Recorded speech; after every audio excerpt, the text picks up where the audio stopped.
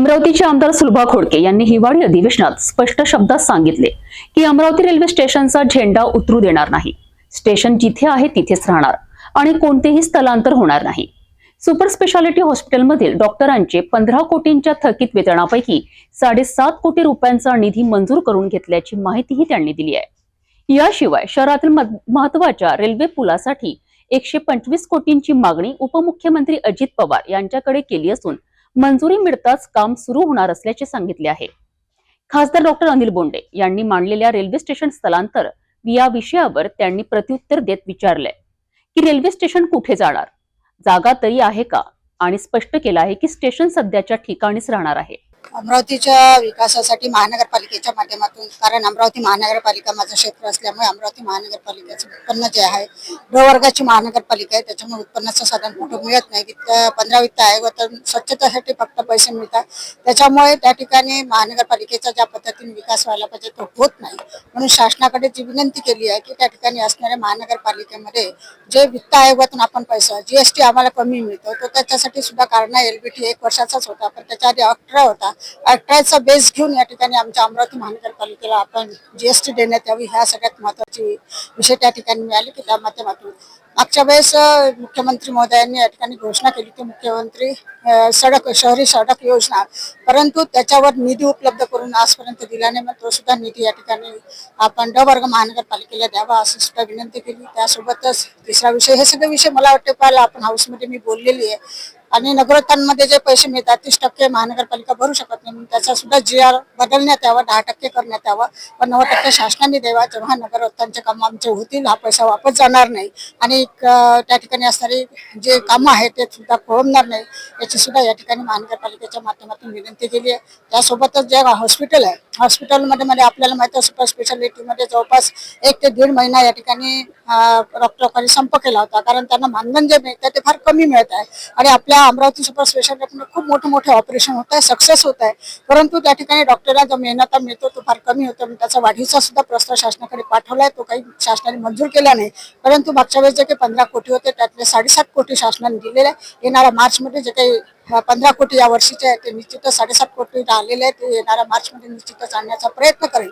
त्यासोबतच आज जवळपास 5व्या नंबरचा प्रश्न होता सुपर स्पेशालिटीसाठी 1223 कोटी, या ठिकाणी नाशिक आणि अमरावतीसाठी 1223 कोटी आलेले आहे। परंतु त्या ठिकाणी मी हॉस्पिटलमध्ये या ठिकाणी सुपर स्पेशालिटी माहिती घेतली तर कुठले आले, मुख्यमंत्र्यांनी मंजूर केलेले आहे, परंतु ते कॅन्सर हॉस्पिटलसाठी आहे, ते पण अजून कुठल्या हेडवर आहे, कुठले काम आहे त्याचं काही डिटेल्स अजून मिळालं नाही।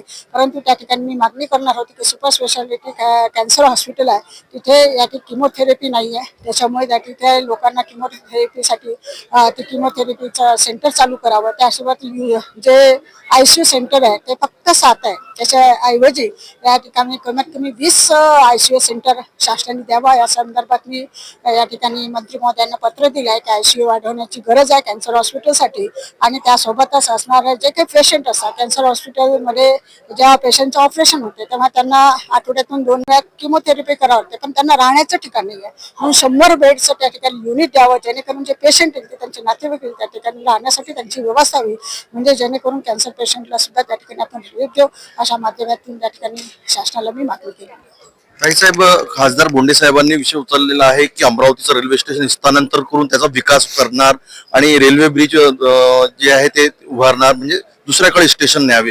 आपली काय मत आहे यावर? आज एक महत्वाची बैठक सुद्धा होती 12 तारखेला। काही अर्थ नाही या गोष्टीला, बिलकुल 100% अर्थ नाही आहे।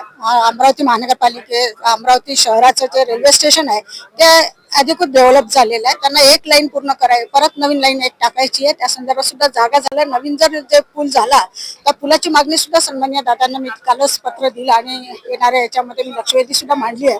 जवळपास 125 कोटी आपल्याला लागणार आहे, त्याचा निधीचं पत्र शासनाने मला दादांनी मला सांगितलं की 125 कोटी मी तुम्हाला लवकरात लवकर देतो, हा महत्वाचा विषय असल्यामुळे ते 125 कोटी सुद्धा आपल्याला मिळणार आहे। आणि रेल्वे स्टेशन कुठेही जाणार नाही, कोणी घाबरू नये, कोणी विचार करू नये आणि खासदारांनी असं वक्तव्य करू नये, ते स्टेशन देणार कुठे? कुठे जागा कुठे आहे? जागाच नाही आहे ना. मग फालतू बोलायची कडी आणि बोलायचा भात याला काही अर्थ नाहीये. अमरावती महानगरपालिका असणारे शहरातले लोक सुशिक्षित आहेत, त्यांना सगळं समजते. परंतु आता हे राजकीय बोलणं आहे, त्याच्यामुळे अमरावती स्टेशन कुठेही जाणार नाही, अमरावतीतच राहील आणि अमरावतीच्या रेल्वे स्टेशनचा विकास निश्चितच झाल्याशिवाय राहणार नाही.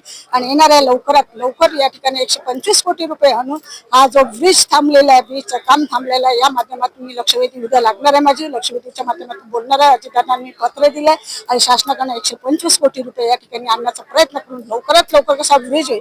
सामान्य लोकांना या ठिकाणी ज्या आपला एरिया बघितला तर संपूर्ण शहर इकडे येतं आणि मार्केट त्या ठिकाणी येतं. लाईट व्हेकल वगैरे चालू करू.